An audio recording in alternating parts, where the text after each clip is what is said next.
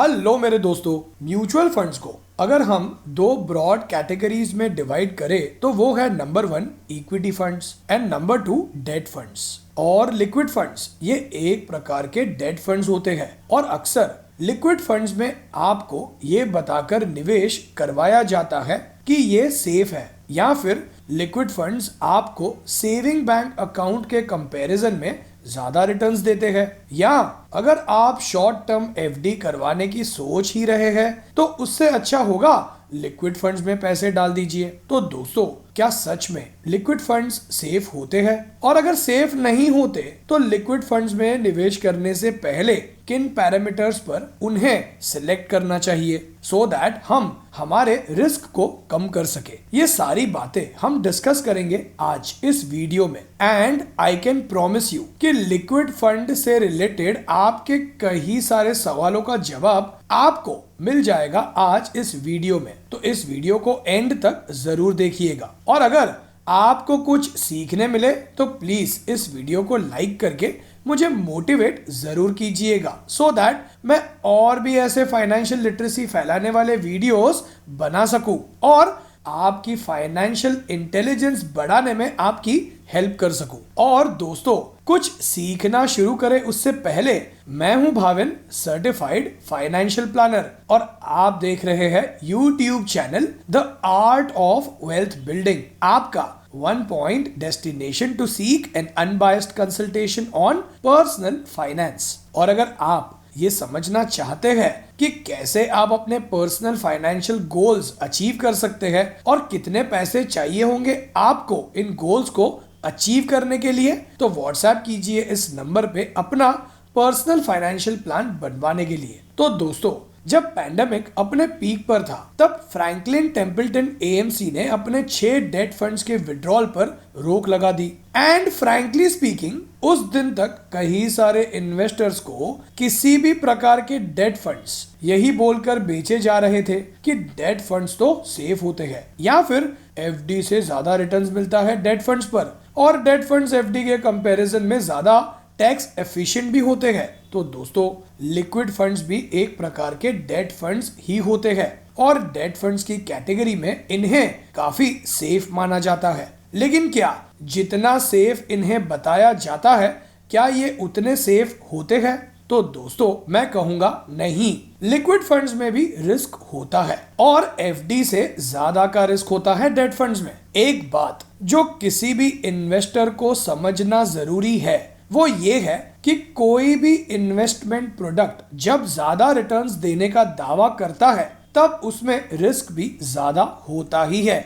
Usually अगर आप पिछले कुछ सालों के सेविंग बैंक अकाउंट या एफडी का रिटर्न्स कंसिडर करोगे तो वो अराउंड 3% से 5% के बीच रहा है। लेकिन यही अगर आप लिक्विड फंड्स के पिछले कुछ सालों का रिटर्न्स कंसिडर करते हैं तो ये रिटर्न्स 4 से 8% के बीच रहा है। तो अब क्या इन्वेस्टर्स को लिक्विड फंड्स के रिस्क से डरकर उनमें इन्वेस्ट करना स्टॉप कर देना चाहिए? तो मैं कहूंगा नहीं।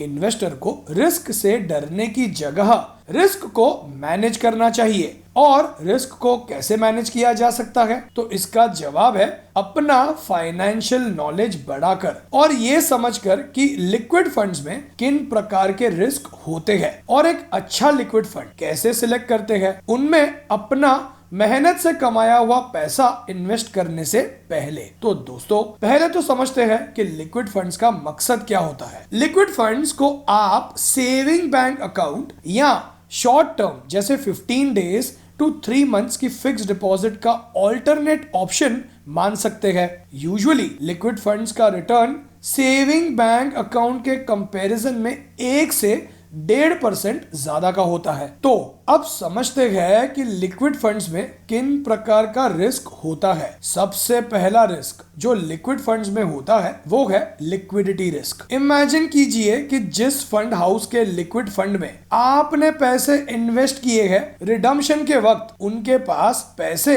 है ही नहीं आपको देने के लिए। और यही सेम केस हुआ था फ्रैंकलिन टेम्पल्टन के फंड्स के साथ। जब इन्वेस्टर्स ने अपना पैसा रिडीम करना चाहा तब उनके पास पैसे थे ही नहीं। इन्वेस्टर्स को लौटाने के लिए, क्योंकि फंड हाउस ने खुद उन पैसों को कुछ ऐसे बॉन्ड्स में इन्वेस्ट किया था कि वो उन्हें बेच ही नहीं पा रहे थे, एज मार्केट में उन बॉन्ड्स के कोई बायर अवेलेबल ही नहीं थे उस समय। और एक रिटेल इन्वेस्टर के लिए ये पता करना कि जिन फंड्स में वो इन्वेस्ट कर रहे हैं वो लिक्विड है या नहीं, ये थोड़ा डिफिकल्ट है। लेकिन सेबी के कुछ रूल्स है लिक्विड फंड्स के लिक्विडिटी को लेकर जो आपको पता होने चाहिए। लिक्विड फंड के टोटल पोर्टफोलियो का 20% फंड मैनेजर को कंपलसरी एज अ कैश या कैश इक्विवेलेंट इंस्ट्रूमेंट्स जैसे ट्रेजरी बिल्स में होल्ड करना जरूरी है। प्लस म्यूचुअल फंड के पास 20% तक की बैंक बोरोविंग लिमिट भी होती है, जो इन केस अगर ज्यादा इन्वेस्टर्स अपना पैसा डिमांड करते हैं तो म्यूचुअल फंड्स बैंक्स के पास से पैसे बोरो करके भी इन्वेस्टर्स को लौटा सकते हैं। और ये रूल खास फ्रैंकलिन टेम्पल्टन जैसे केस को दोबारा होने से अवॉइड करने के लिए फॉर्म किया गया है। और इन दो रूल्स के होते हुए लिक्विड फंड्स का लिक्विडिटी रिस्क काफी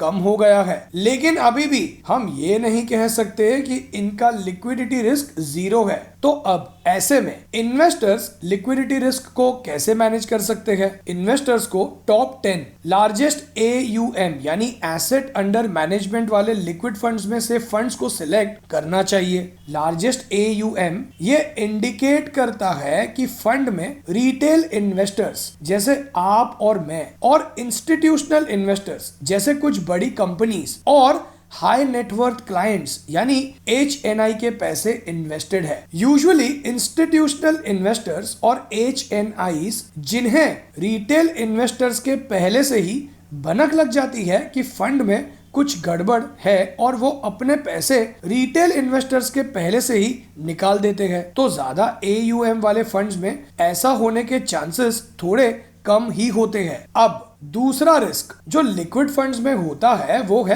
credit risk. Credit risk scheme के उन बॉन्ड्स में होता है जो या तो इंटरेस्ट नहीं दे पा रहे या फिर प्रिंसिपल अमाउंट जो म्यूचुअल फंड स्कीम ने उनमें इन्वेस्ट किया है वो भी नहीं दे पा रहे हैं। और एक लिक्विड फंड का क्रेडिट रिस्क सबसे कम होना चाहिए। अब क्रेडिट रिस्क को मैनेज करने के लिए एक रिटेल इन्वेस्टर को क्या करना चाहिए? उन्हें स्कीम ने जिन बॉन्ड्स में निवेश किया है उनकी रेटिंग चेक करनी चाहिए। जिन म्यूचुअल फंड स्कीम्स के 95% बॉन्ड्स की रेटिंग AAA या A+ है उन स्कीम्स में एक रिटेल इन्वेस्टर को इन्वेस्ट करना चाहिए, एज AAA और A+ रेटिंग को एक्सट्रीमली सेफ बॉन्ड्स माना जाता है। अब इसका मतलब ये नहीं है कि लोअर बॉन्ड रेटिंग वाली स्कीम्स में इन्वेस्ट नहीं करना चाहिए, लेकिन एक इन्वेस्टर को ये पता होना चाहिए कि लिक्विड फंड्स का मकसद ही कैपिटल को प्रोटेक्ट करना होता है और इन्वेस्टर्स को उनके पैसे जब उन्हें चाहिए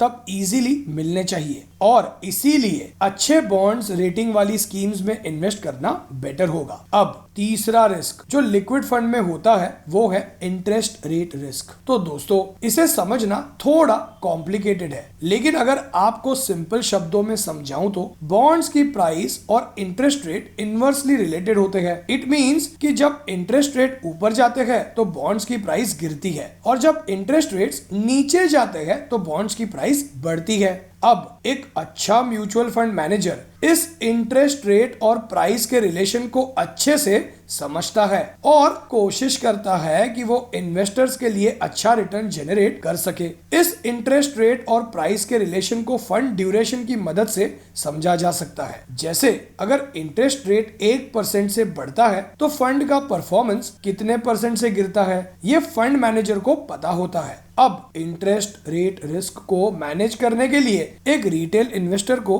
क्या करना चाहिए? एक रिटेल इन्वेस्टर को उन लिक्विड फंड्स को सिलेक्ट करना चाहिए जिनका होल्डिंग पीरियड उनके होल्डिंग पीरियड से मैच करता हो। सेबी के रूल्स के अनुसार एक लिक्विड फंड के बॉन्ड्स का एवरेज मैच्योरिटी ड्यूरेशन 90 डेज से ऊपर का नहीं होना चाहिए और ऐसे में जिस लिक्विड स्कीम्स के बॉन्ड्स का एवरेज मैच्योरिटी ड्यूरेशन 40 डेज से 60 डेज का हो वो फंड्स एक रिटेल इन्वेस्टर के लिए सूटेबल होते हैं। इसका मतलब ये होता है कि स्कीम के बॉन्ड्स आने वाले 2 महीनों में मैच्योर होंगे और इनमें इंटरेस्ट रेट रिस्क काफी कम है। सो फ्रेंड्स, अब इस वीडियो से आज आपको क्या सीखने मिला ये कमेंट करके बताइए मुझे। और अगर आप अपना पर्सनल फाइनेंशियल प्लान बनवाकर ये समझना चाहते हैं कि कैसे आप अपने पर्सनल फाइनेंशियल गोल्स जैसे रिटायरमेंट, वेकेशंस, कार खरीदना, घर खरीदना इन्हें अचीव कर सकते हैं और कितने पैसे चाहिए होंगे आपको इन गोल्स को अचीव करने के लिए, तो व्हाट्सएप कीजिए इस नंबर पे अपना